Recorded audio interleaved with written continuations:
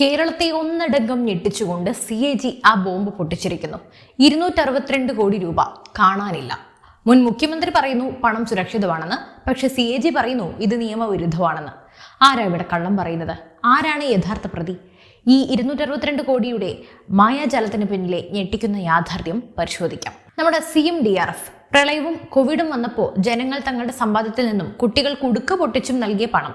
എന്നാൽ ഇപ്പോൾ പുറത്തു വരുന്ന CAG അഥവാ controller and auditor general report കേട്ടാൽ ആരുടെയും കണ്ണു തള്ളും. 2024-25 സാമ്പത്തിക വർഷത്തെ റിപ്പോർട്ടിൽ CAG കൃത്യമായി പറയുന്നു, മുൻ മുഖ്യമന്ത്രിയുടെ ദുരിതാശ്വാസ നിധിയിൽ നിന്നും 262.06 കോടി രൂപ വകമാറ്റി. ഇതിനെതിരെ വലിയ പ്രതിഷേധം ഉയർന്നപ്പോൾ നമ്മുടെ നിയുക്ത പ്രതിപക്ഷ നേതാവ് അഥവാ മുൻ മുഖ്യമന്ത്രി പിണറായി വിജയൻ ഒരു പ്രതികരണവുമായി രംഗത്ത് വന്നിട്ടുണ്ട്. പണമെങ്ങും പോയിട്ടില്ല, അത് കോൺസോളിഡേറ്റഡ് ഫണ്ടിലേക്ക് താൽക്കാലികമായി മാറ്റിയതാണ്. മാർച്ചിൽ മാറ്റി, ഏപ്രിലിൽ തിരിച്ചിട്ടും ഇതിൽ ഒരു പൈസ നഷ്ടപ്പെട്ടിട്ടില്ല. ജനങ്ങളെ തെറ്റിദ്ധരിപ്പിക്കാൻ ശ്രമിക്കുകയാണ്. ഇതാണ് ചുരുക്കം. കേൾക്കുമ്പോൾ എന്തൊരു ആശ്വാസം. നമ്മുടെ മുൻ മുഖ്യമന്ത്രി എത്ര സുതാര്യമായിട്ടാണ് കാര്യങ്ങൾ വിശദീകരിക്കുന്നത്. പക്ഷേ സഖാവേ, ഇവിടെയാണ് കളിയിരിക്കുന്നത്. ജനങ്ങളുടെ കണ്ണിൽ പൊടിയിടാൻ ക്യാപ്ഷൻ എഴുതുന്നതും പ്രതികരണം നടത്തുന്നതിന് മുമ്പ് CAG എന്താണ് പറഞ്ഞതെന്ന് നമ്മൾ കൃത്യമായി വിശകലനം ചെയ്യണം. വരൂ, നമുക്ക് ഈ വിഷയത്തിൻ്റെ വിശദാംശങ്ങളിലേക്ക് ഇറങ്ങിച്ചെല്ലാം. ഒരു സാധാരണക്കാരന് മനസ്സിലാകുന്ന ഭാഷയിൽ പറയാം. സംസ്ഥാന സർക്കാരിന് പലതരത്തിലുള്ള അക്കൗണ്ടുകളുണ്ട്. അതിലൊന്നാണ് state treasury savings bank STSB അക്കൗണ്ടുകൾ. ദുരിതാശ്വാസ നിധിയിലേക്ക് വരുന്ന ജനങ്ങളുടെ സംഭാവനകൾ സൂക്ഷിക്കുന്നത് ഇത്തരം അക്കൗണ്ടുകളിലാണ്. സാമ്പത്തിക വർഷാവസാനം, അതായത് മാർച്ച് 31 സർക്കാരിൻ്റെ വിവിധ വകുപ്പുകളിൽ ചെലവാകാതെ കിടക്കുന്ന തുക സംസ്ഥാനത്തിൻ്റെ സഞ്ചിത നിധിയിലേക്ക് കോൺസോളിഡേറ്റഡ് ഫണ്ടായി മാറ്റാറുണ്ട്. ബജറ്റ് തുക ലാപ്സ് ആകാതിരിക്കാൻ ചെയ്യുന്ന ഒരു സാങ്കേതിക വിദ്യയാണിത്. എന്നാൽ മുഖ്യമന്ത്രിയുടെ ദുരിതാശ്വാസ നിധി CMDRF എന്നത് സർക്കാരിൻ്റെ സ്വന്തം പണമല്ല. അത് പൊതുജനങ്ങൾ ഒരു പ്രത്യേക ആവശ്യത്തിനായി നൽകിയ സർക്കാരിൻ്റെ ഫണ്ടാണ്.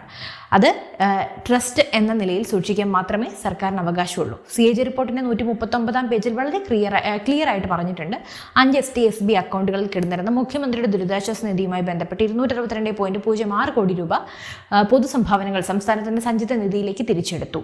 ഇത്തരം സർക്കാരിതര ഫണ്ടുകൾ സംസ്ഥാനത്തിൻ്റെ സഞ്ചിത നിധിയിലേക്ക് തിരിച്ചെടുത്തത് ക്രമരഹിതമാണ്, അഥവാ ഇറഗുലർ. മുൻ മുഖ്യമന്ത്രി പറയുന്നു, അതായത് പിണറായി വിജയൻ പറയുന്നു, ഞങ്ങൾ മാർച്ച് 31 അതെടുത്തു, ഏപ്രിൽ ആദ്യവാരം തിരികെ ഇട്ടു, അതുകൊണ്ട് പണം നഷ്ടപ്പെട്ടിട്ടില്ല. എന്തൊരു മനോഹരമായ ന്യായീകരണം! ഇതിനെയാണോ നമ്മൾ നാട്ടിൻപുറങ്ങളിൽ ഉമ്മാക്കി എന്നൊക്കെ വിളിക്കുന്നത്?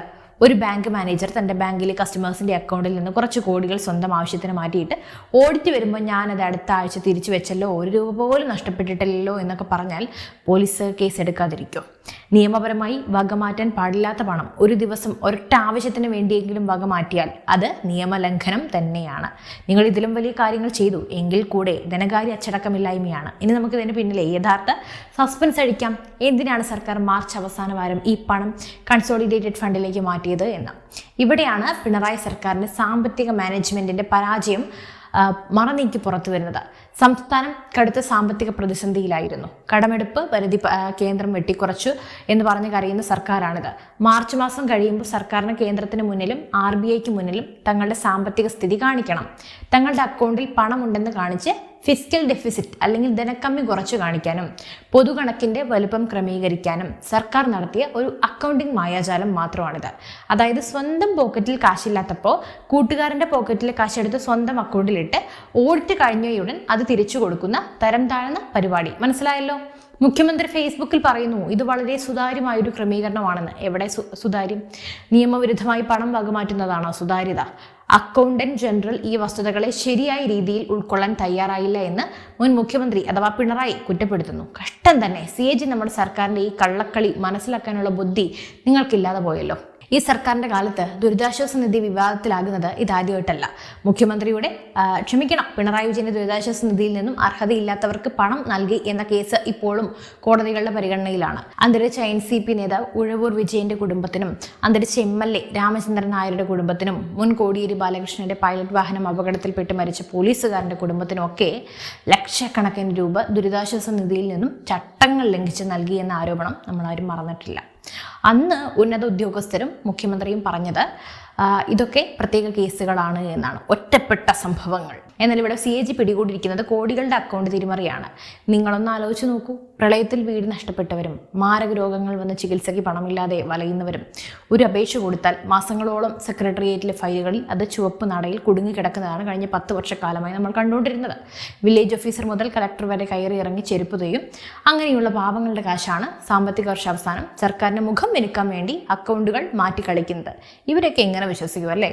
എന്തായാലും പിണറായി പറയുന്നു ഒരു പൈസ പോലും നഷ്ടപ്പെട്ടിട്ടില്ല, ദുരിതാശ്വാസ നിധി പൂർണ്ണമായും സുരക്ഷിതമാണെന്ന്. ശരിയായിരിക്കാം. CPM സഖാക്കളെ, പണം അവിടെ തന്നെ തിരിച്ചെത്തിയിട്ടുണ്ടാകാം. പക്ഷേ ഞങ്ങളുടെ ചോദ്യം ഇതാണ്, പൊതുജനങ്ങൾ നൽകിയ ഫണ്ട് ഇത്തരത്തിൽ വക മാറ്റാൻ നിങ്ങൾക്ക് ആരാണ് അധികാരം നൽകിയത്? നിയമം എല്ലാവർക്കും ഒന്നല്ലേ? സാധാരണക്കാരൻ നികുതി അടയ്ക്കാൻ ഒരു ദിവസം വൈകിയാൽ പിഴ ഈടാക്കുന്ന സർക്കാരാണിത്.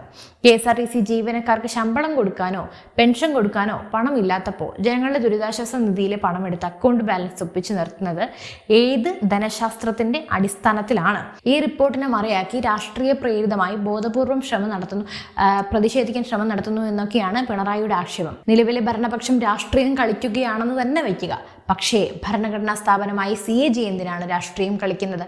CAG ചൂണ്ടിക്കാണിച്ച ക്രമക്കേടെന്ന വാക്കിന് മറുപടി പറയാൻ കഴിയാതെ മാധ്യമങ്ങളെയും ഭരണപക്ഷത്തെയും കുറ്റം പറയുന്ന ഈ ശൈലി ഇനി ജനങ്ങൾ വിഴുങ്ങും എന്ന് നിങ്ങൾ കരുതേണ്ട. അതിനുള്ള കിട്ടിയല്ലോ. ലക്ഷക്കണക്കിന് ആളുകൾക്ക് ആശ്വാസം നൽകേണ്ട മുഖ്യമന്ത്രിയുടെ ദുരിതാശ്വാസ നിധിയുടെ വിശ്വാസത തകർത്തത് നിങ്ങളാണ്. മറിച്ച് സുതാര്യതയില്ലാത്ത ഇത്തരം സാമ്പത്തിക ഇടപാടുകളിലൂടെ ഈ സർക്കാർ തന്നെയാണ്. ഇനിയെങ്കിലും ജനങ്ങളുടെ കണ്ണിൽ പൊടിയിടാൻ ശ്രമിക്കുന്ന ഇത്തരം പ്രതികരണങ്ങളൊക്കെ നിർത്തി, ഇത്തരം ക്യാപ്ഷനുകളൊക്കെ നിർത്തി ധനകാര്യ മാനേജ്മെന്റിൽ അല്പമെങ്കിലും ബുദ്ധി ഉദിക്കാൻ വേണ്ടി ശ്രമിക്കൂ. അങ്ങനെയെങ്കിലും കനൽത്തിരി കെടാതിരിക്കട്ടെ. ഇനിയെങ്കിലും നിങ്ങൾ ഇങ്ങോട്ട് മടങ്ങി വരാൻ നിങ്ങൾക്കൊരു അവസ്ഥ ഉണ്ടാവാൻ നിങ്ങൾ തന്നെ ശ്രമിക്കൂ. എന്തായാലും ഈ ഒരു വിഷയത്തിൽ നിങ്ങൾക്ക് എന്താണ് പറയാനുള്ളത്?